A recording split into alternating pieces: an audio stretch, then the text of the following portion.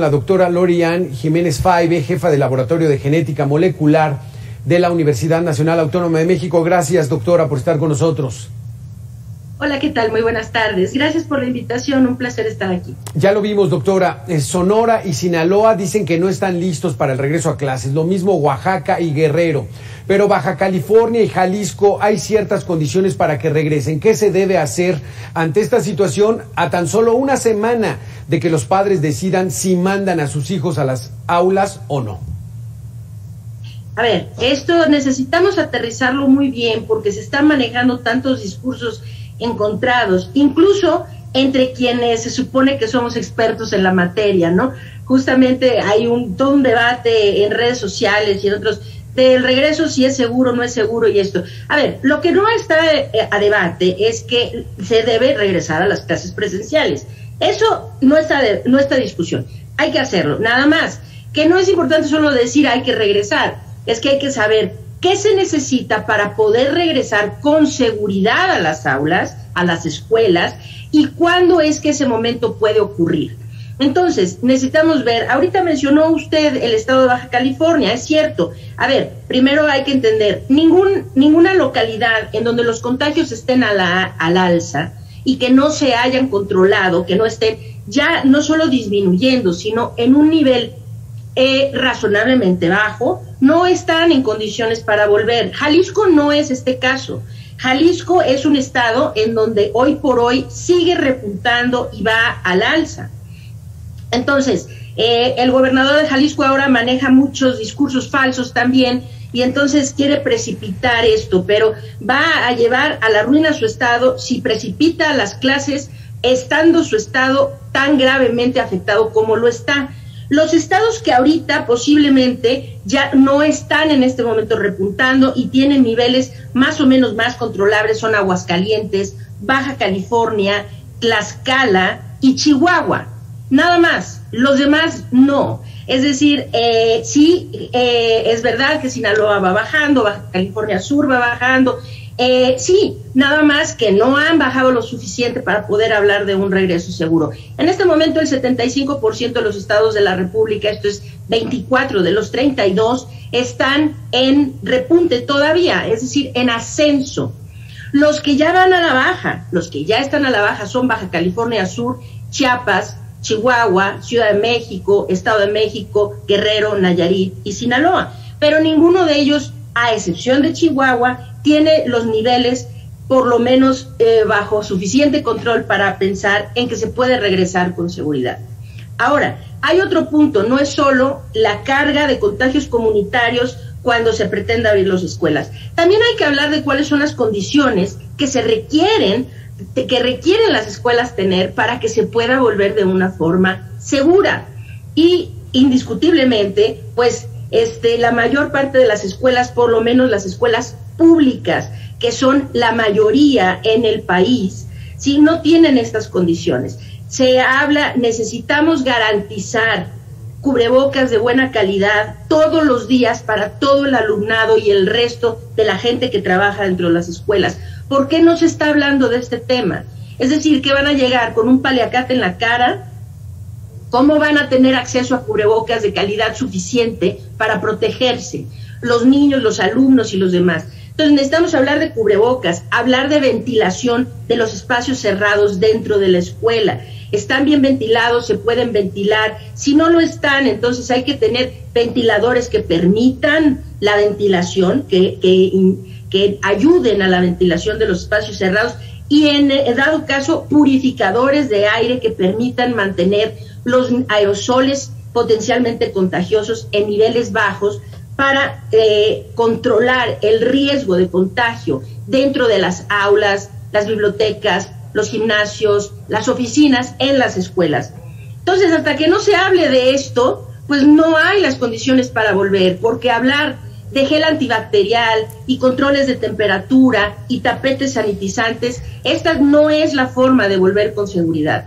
Para volver con seguridad se necesita tomar las medidas necesarias para controlar y garantizar el bajo riesgo de contagio por la vía respiratoria, contagio aéreo, contagio por medio de aerosoles. Esto es lo que se necesita hacer. Y la tercera cosa es la vacunación. Es decir, los maestros, la mayoría de los maestros, todos los maestros fueron vacunados con la vacuna de CanSino. Ahora sabemos que la vacuna de CanSino requiere un refuerzo después de 6 meses. ¿Por qué no se está hablando de esto? ¿Qué pasa con estos maestros que ya se vacunaron hace 6 meses o más, o van a estar a punto de cumplir 6 meses?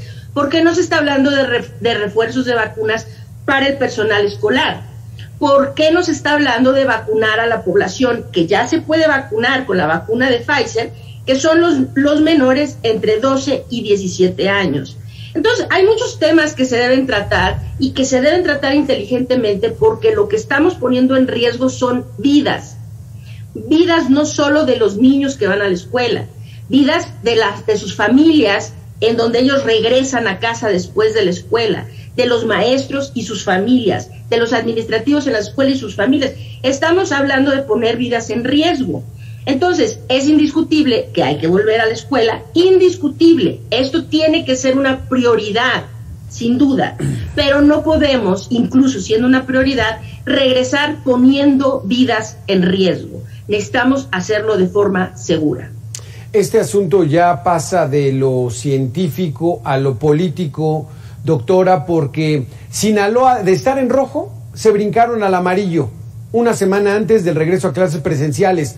Esto, ¿cómo pudiéramos entenderlo desde el punto de vista científico? De pasar de rojo a amarillo. No se puede entender. Lo que se entiende es que el semáforo ya no sirve. Es un semáforo que se abusó del semáforo, se manipula a gusto, a complacencia de lo que quieren dar las autoridades a entender, ¿no? Entonces, se ha manipulado hasta el grado de dejar que gente muera, ¿no? Este fue el caso de la manipulación que se hizo tajante del semáforo epidemiológico en la Ciudad de México a finales del año pasado, ¿no? Entonces, a ver, hay que hablar, por ejemplo, Sinaloa. Sinaloa puede poner su estado en el color que guste, pero lo que tiene Sinaloa ahorita es uno de los 6 estados de la República en donde la cantidad de muertes en este repunte ya excede las muertes que tuvieron en los repuntes anteriores. Solo hay 6 estados de la República en donde esto ha ocurrido. Es decir, muchos tienen repunte también, no solo en los casos, en los contagios, sino también en las defunciones. Pero hay estados en donde es particularmente preocupante. Nayarit, Sinaloa, Colima y Veracruz son 4 estados en donde ya su curva de defunciones excede o es igual a los 2 picos anteriores en verano del año pasado y fines de año, ya excede. Y no solo eso, sino que su curva de defunciones sigue en ascenso, es decir, sigue al alza. Entonces, pues lo pueden pintar de morado si quieren el semáforo. La realidad es que mientras se esté repuntando en hospitalizaciones, en defunciones, en contagios, pues ese no es momento de regresar a las escuelas. Hay que regresar cuando se haya disminuido el riesgo de transmisión comunitaria y cuando pues no se tenga tanta gente muriendo, porque un paréntesis muy rápido, ¿no? Porque se ha hecho creer que en este repunte, bueno, parece que ya vamos a llegar al pico. Los modelos matemáticos nos indican que así es, que la tendencia está indicando eso, que ya podemos estar viendo en estos días, o tal vez ya vimos el pico o el punto más alto de la curva de contagios, no de muertes, de contagios.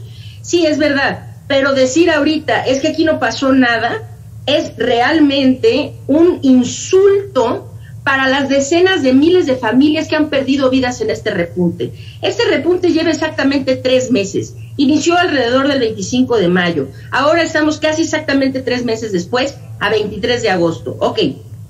En este periodo, nada más en este periodo de repunte, y todavía no baja, es decir, todavía no está controlado.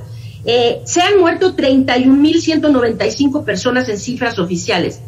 31.195 a datos del día de ayer.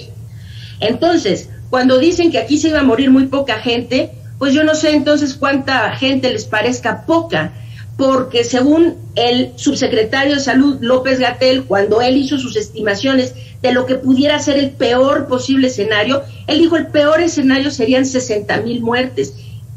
Solo este repunte en los últimos 3 meses ya han muerto más de la mitad de su estimación del escenario catastrófico, ¿no? Más de la mitad. Entonces, se ha muerto demasiada gente y ahorita cualquier defunción por COVID-19 es total y absolutamente inaceptable, porque tenemos los medios para prevenir esas muertes. Más del 90% de las muertes por COVID-19 hoy son prevenibles teniendo vacunas efectivas y conociendo perfectamente los mecanismos de transmisión del virus y teniendo en consecuencia las herramientas que nos permiten prevenir los contagios y disminuir la transmisión. Y además con la protección de vacunas. Así que pues se ha muerto demasiada gente ya. Claro. No sé si se está esperando cuántas se necesitan morir para que la gente se alarme, ¿no? Pero pues sabemos muchos que sí estamos muy alarmados y queremos que hay que volver a las escuelas, sí, nada más que hay que hacerle más caso a la ciencia que a los políticos que manejan la información a conveniencia y no precisamente en beneficio de la salud y la vida de la población. Sí, con un solo muerto sería suficiente como para aplicar medidas mucho más severas. La opinión pública se escandalizaba hace un par de años porque morían 35,000 personas asesinadas por el crimen organizado, es decir, casi 90 o 100 mexicanos diarios. Ahora ya 31,000 en 3 meses. Esto es verdaderamente dramático. Son 31,000 tragedias familiares que no parece que no los conmueven, doctora. No, y lo peor ahora es, por ejemplo, cuando el argumento de volver a las escuelas es, bueno, finalmente la mayoría de los niños les va muy bien, va a haber muy pocos que se compliquen, finalmente van a terminar muriéndose pocos. Ahí es donde hay que poner un hasta aquí y separarse de ese discurso, porque con un niño que se muera, no necesitamos que sean 100,000, no necesitamos que sean 1,000, ni 100, ni 10, porque con un niño que se muera por un regreso irresponsable, anticipado y mal planeado a las aulas, es más que suficiente para escandalizarnos todos. No puede haber un solo niño muerto en este regreso a clases. Es decir, no es algo que no podemos ni debemos como mexicanos y como seres humanos aceptar. La posibilidad de que, se van a morir pocos. ¿Cuántos son pocos, oigan? Porque 1 es demasiado. Sí, eso es terrible. ¿Cuántos son pocos? Ojalá no sea alguien cercano. Doctora, muchísimas gracias por haber estado con nosotros. Vamos a estar muy al pendiente. Esta semana es clave. Muchos padres de familia están todavía ante la incertidumbre y la duda de saber si van a regresar a sus hijos a las aulas o no lo van a hacer. Creo que la información va a ser fundamental para que tomen esa gran decisión, doctora. Así es. Cuídense todos y tomen las decisiones de acuerdo a su entidad, a su escuela, a lo que se está haciendo en cada localidad en particular. Recuerden, tarde o temprano los niños tienen que volver a la escuela. Esto es indispensable y en eso no hay discusión. Pero no podemos poner en riesgo sus vidas. Eso es definitivo. Muchísimas gracias, doctora, por haber estado con nosotros. Vamos a hacer una pausa. Regresamos, todavía tenemos más información aquí en Mega Noticias.